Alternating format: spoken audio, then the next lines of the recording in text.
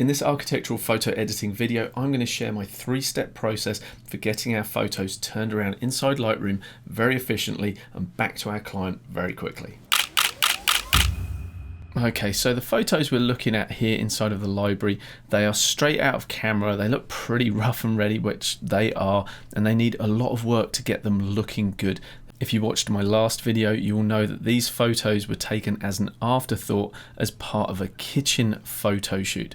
So this was the kitchen that I shot, and these have all been edited and finished. So hopefully, judging by the finished product that I was sending back to the client from the kitchen shoot, you'll get an appreciation of the level of quality that I do like to send back to my clients. But sometimes we need to work quickly. So before I break down the speed editing process, let me just show you what's involved in my actual capture. So for these photographs here, I actually captured a series of images with the lights on, with the lights off, with my intention of combining the best of the different frames from these series. As you can see, there were some settings already applied to these when they were brought in.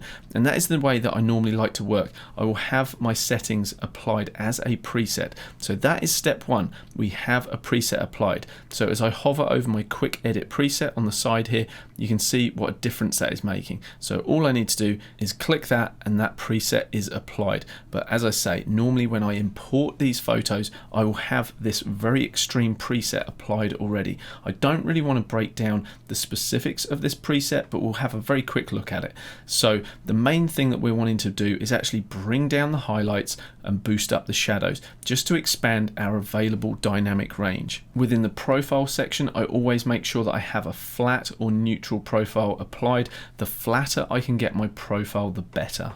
I have covered the building of this preset before, so I'm not going to dive into the specifics of it, but as you can see, we go from our before to our after. It is a great step in the right direction. But we obviously want these changes applied to all of these photos. So what I'm going to do is select all, and maybe we'll start with a different photo just so you can see the application of it on a different one. Click quick edit, and now we have these settings applied to every single photo, and that is going to boost our dynamic range and give us a very good starting point from that initial import. I'll usually leave my white balance on auto when I'm shooting just to see what the camera recommends, and as you can see, it is so far off in this particular example. So I know this is a neutral white ceiling, so if I click somewhere around that mid-tone grey on that, we're going to get a much more accurate colour balance. Usually when I'm set up and locked off on a tripod, I will shoot a bracketed set, and as you can see, we have 5 different exposed images here. And because we're doing a speed edit, I just need to work on one of those images. So a couple of steps we need to do is obviously set that white balance as I just did, and make sure that our exposure is in a good place. So with regards to those bracketed photos, usually my intention is to combine the best bits from the different exposures, so I get a really nice dynamic range through the whole scene. But because we are working quickly in this instance, I will choose the best exposure for that scene. So that initial step is really simple. We just apply a preset, which effectively is just dropping down the highlights, boosting the shadows, giving us a nice wide dynamic range to work with. And then we're just going to tweak the exposure, make sure we're happy with that, and make sure that the white balance is set correctly. Really simple, shouldn't take you more than a couple of seconds to do that. From that, we move on to point number 2 within this process, which is to make sure that our verticals are nice and true. Occasionally we may have images where we need both the verticals and the horizontals sorting out, but at the very minimum, you've got to make sure that the verticals are nice and true. So let me show you the way that I like to do that in Lightroom. Okay, let's collapse that stack down, and over in the develop module again, we're going to come down to the transform section. And through this, we can either click auto and trust Lightroom's AI to do a good job of straightening up those verticals. But as you can see, if I move this line over towards the side of the presets panel here, you can actually see that it has not actually straightened it as we would want. So another option is to click the vertical, and if I zoom out and we look at that, I still don't feel that that's correcting that side of it as it should. And so my preference isn't to use these automated options, neither is it to actually come in, if I turn those off, and actually just use the vertical tilt, which is what I used to do prior to Lightroom having these options. But the best one by far is the guided option, because that allows us to actually come in and manually add a point, drag it down, and define a line that should be vertical. We can then come over and do that on the opposite side of the photo. Once you've corrected those, you may need to make a slight adjustment on the aspect ratio. And as you can see, as I move this slider, you can see it's just squishing the geometry of the photo. But as you can see with that set to 0, because I'm shooting with a 16mm lens in a very tight space, it can distort, and part of that manifests itself in a pinching in either the X or Y axis. So a slight change in that aspect ratio can really help things a long way. Now beyond that, I also want to just mention cropping. Sometimes I crop, sometimes I don't, depending on the image. And if you see at the top here, we've got this air vent, and because it's at the edge of the frame, at the very extremity, it is very distorted on that angle. I want to get rid of that. And if I'm either cropping the top or the bottom of a photo off, something like this, I'll try and keep it to a uniform aspect ratio, something that's common, like a 5:4, like you might see in Instagram. And if I'm going to do that, then I just make sure that my frame is in a pretty good place. I'm going to crop in at the top here, where this diagonal line just meets the side of the frame here. That's a nice graphical intersection to crop at. And I'm also going to get rid of the bottom of the washing machine here, because as you'll know, if you shoot with a wide angle lens, the closer you get to the edges of the frame, the more distorted things are going to appear, and circles and ellipses can very quickly look very odd indeed. So if I can get rid of this extra stretching at the bottom of the washing machine, I'm going to do that. So if I come over and reset that to the original, you can see how far we've come. Just by applying a preset, correcting the white balance and the geometry, we have got so much closer to a finished result from this to this. Let me show you that in action on another photo. I'm pretty happy with the white balance and exposure in this photo, but what I definitely need to do is fix up what appears to be some pretty funky perspective and geometry going on. But this was actually shot with a lot of intentionality, because had I have framed up the photo right in the dead center, looking straight at the fireplace so that my verticals and my horizontals would have been nice and true, it wasn't the frame that I was after. The frame that I actually wanted to take was exactly from where I've taken it. And without a tilt shift lens, there was no way that I could capture that without perspective keystoning that we see here. But as you will see, with just 4 guidelines drawn on our photo, it looks so much better already. Now, I haven't quite nailed this, so I just come in, and when that happens, just tweak things just a little bit to make sure things are as straight and true as they should be. And the easier way to do that is to actually put your guides closer to the edge, and that way you can just be a little more accurate there than you can working towards the center of the frame. Okay, I'm pretty happy with that, and again we can have a look without the preset and the transformation, and with the preset and the transformation. A huge difference with limited effort. If you've watched some of my other videos about licensing your work and you adopt that practice, very lucrative, well worthwhile doing, the best thing you can do is get your photos back to your client so that they can look at them initially without you having to put too much front-end work into the processing. You want a very quick and efficient workflow. So this approach so far is exactly what you can do. That preset, you can put that on during the import process, so you don't need to worry about that. Yes, you may need to just tweak the white balance, maybe the exposure. Nothing much in that either, a couple of seconds of work, and then just make sure that you get your verticals and horizontals true, and you're pretty much good to go. You can export a low-res watermarked version of your photos, upload them to your client in a whatever platform you want, and they can then come back to you and say, hey, these are the photos that I want to license. They're the ones that they're going to pay for. They are the ones that you then go to town with all your fancy editing inside of Photoshop. But somewhere between a high-end Photoshop retouch and this very low-level Lightroom approach that I'm showing you here, there's a kind of midway point, and for me that involves taking it to this next step, which involves localized masking. So we can apply a variety of different editing tools to the photo in specific areas to control certain looks within the photo. Let me show you a few of them with these examples, and hopefully that will ignite your own creative brain as to how you can apply them, get your photos looking great, and like I say, not take too long in the process. So let's start nice and simple with this photo of the laundry. So initially what I do is cast my eye around the frame looking for anomalies in exposure. So to my eye, the bench top looks overly bright as it recedes away from us. The floor closer to us also looks overexposed, whereas the back corner here looks quite dark, as does the ceiling in the top left. I know that the timber detailing on the right hand side here was pretty close to black, if not black, and we currently have a washed out grey. So that is another thing I can take care of. So now I know those are the areas I want to look after. I come in and I will often just work with radial gradients. So I select the radial gradient, I make sure my feathering is nice and high, and let's deal with the floor first. I've literally just clicked in the brightest part of the center and dragged out, so I'm feathering away from there. I can now come in, just grab my exposure and drop that down. I may also just wish to drop the highlights slightly as well. We can come over to the eyeball here, toggle that before and after, and you can see that we're creating a more uniform exposure throughout the floor. I'm going to create another mask. I'm going to grab another radial gradient, and I'm going to try and brighten up the back corner here. So I'm just going to click that, bring the exposure up. If you start to wash out the blacks, we can just add a bit more contrast there. And we can do the same to brighten up the ceiling as well. We do have a lot more control over these masks than merely just dropping on a radial gradient. However, I'm just going to keep things nice and simple to start with. We can also see that there is some discoloration on the ceiling here as well, and because we're not intersecting with any other colors at the moment with this mask, I can also come down, grab the saturation and just drop that down. If I crank it all the way up, you can see exactly what I'm talking about with a bit of purple going on there. Let's get rid of it by bringing that saturation down. Let's create another radial gradient. Yep, another one. And we're just going to drop that over the bench top here. I'm just going to elongate that mask slightly.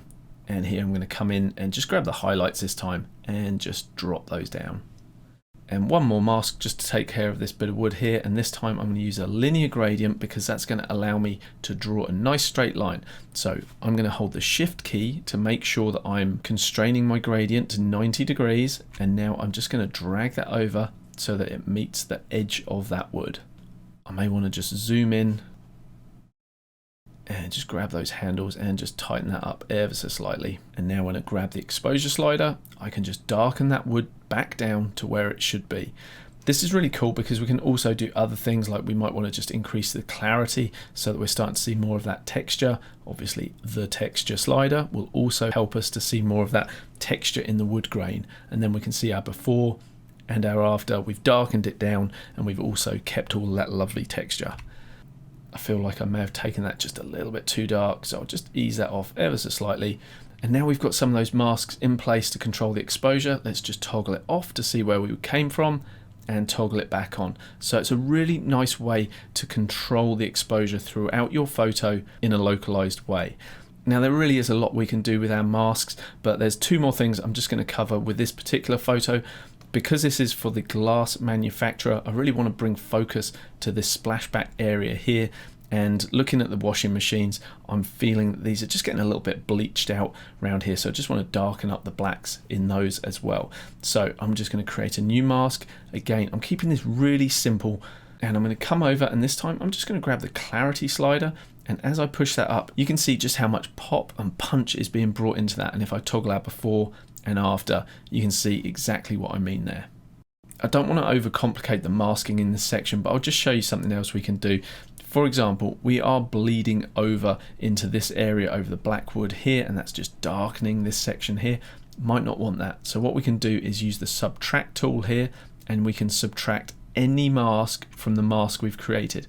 So I've dropped this linear gradient here saying take this away from what I just created. And now if I hover over that mask, you can see exactly what we've done.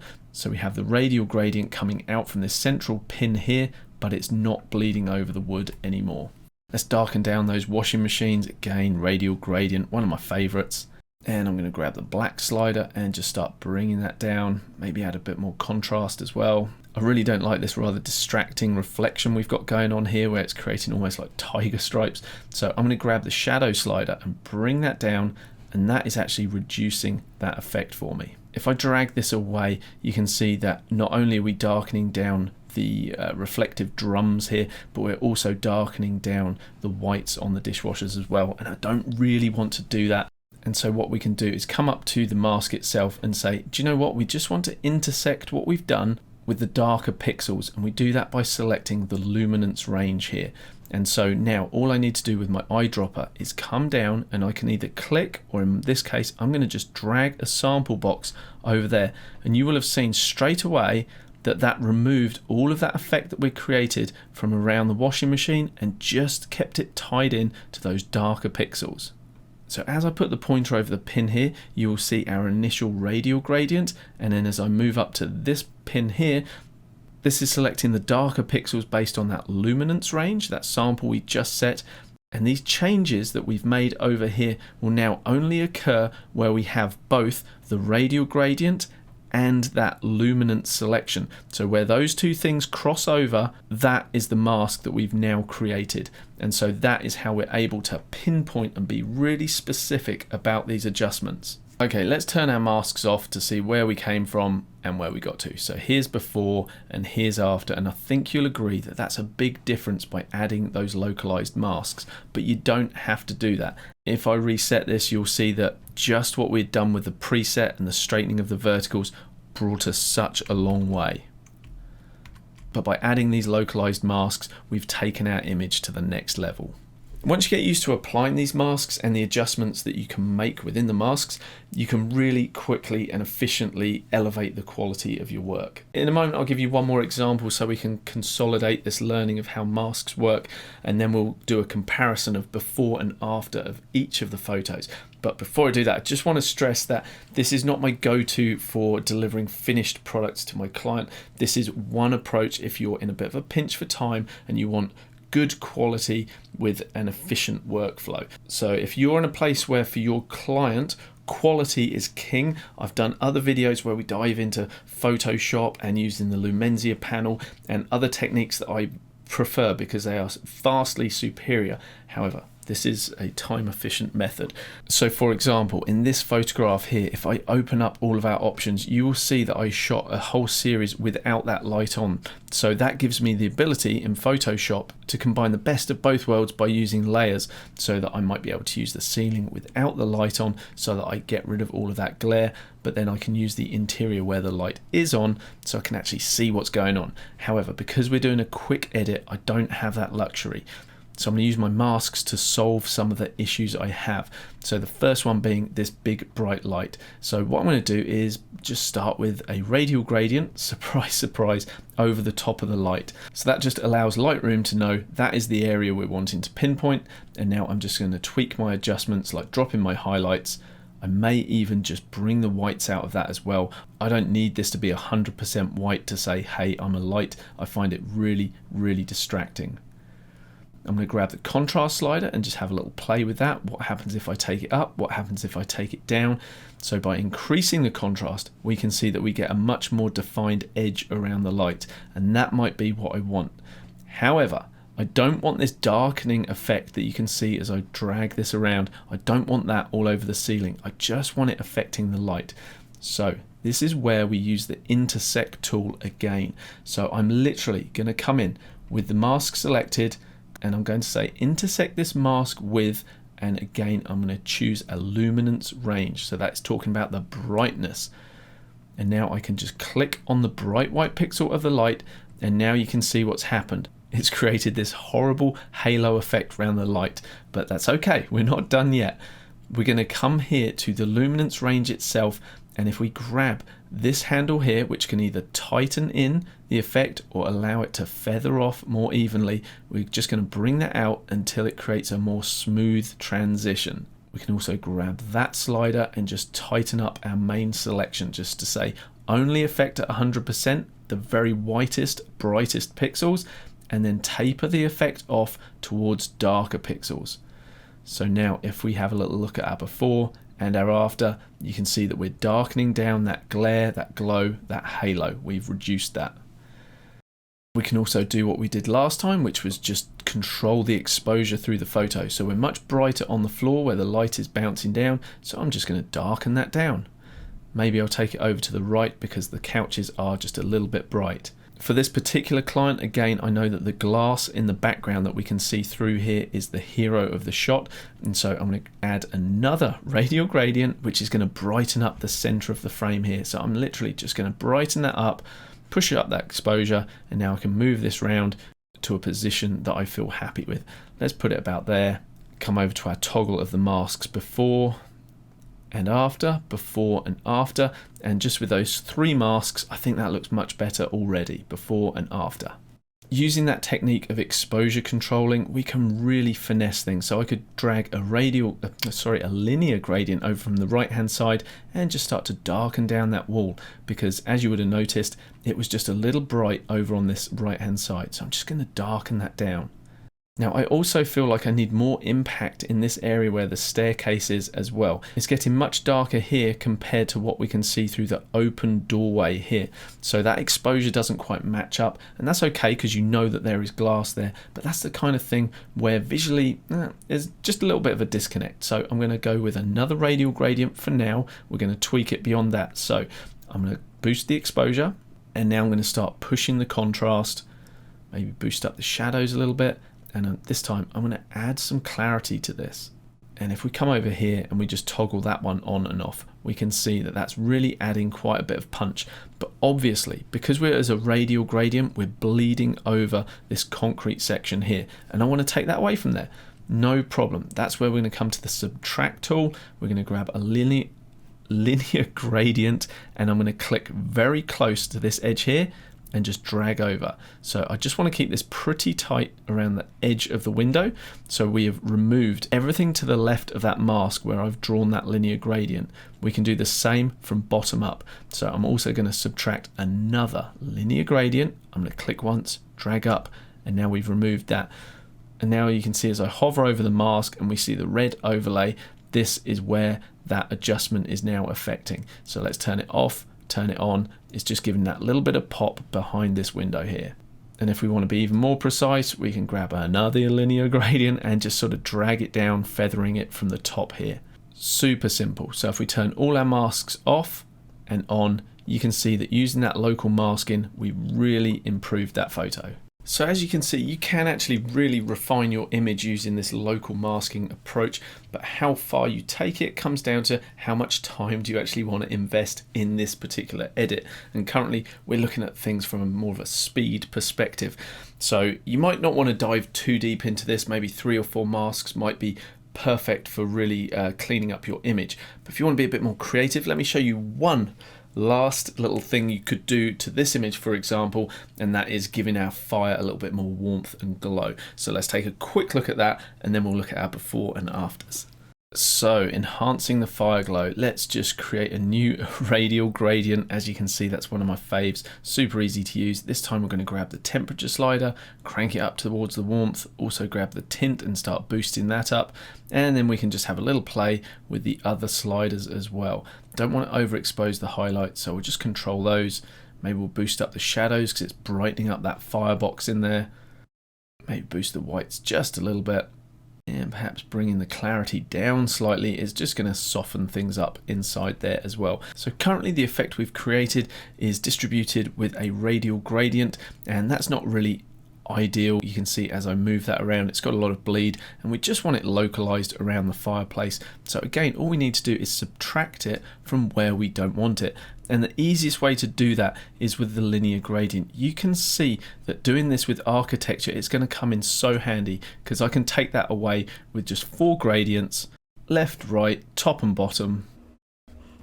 Okay, let's press H on the keyboard to hide our pins, and we're just going to toggle the before and after, before and after. And we'll press K to get rid of the mask dialog box there. And although this wasn't in my workflow, I really have to just clean up this little light flare here, just using the heal tool. And I'm just going to drag that circle to an area of a suitable pattern, and I may even just expand the size of it. That's not perfect, but let's just reset this so we can see our original and where we got to. That's a pretty simple 3-step approach for making your photos look better.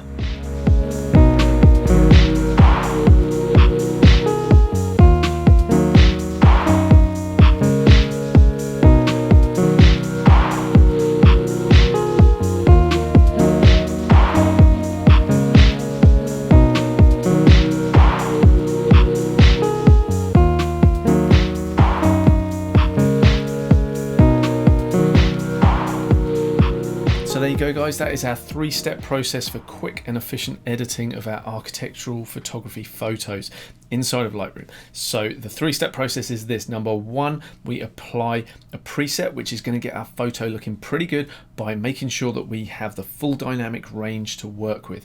That includes applying a flat profile, boosting the shadows, dropping down the highlights, and just putting on just a generic contrast pop.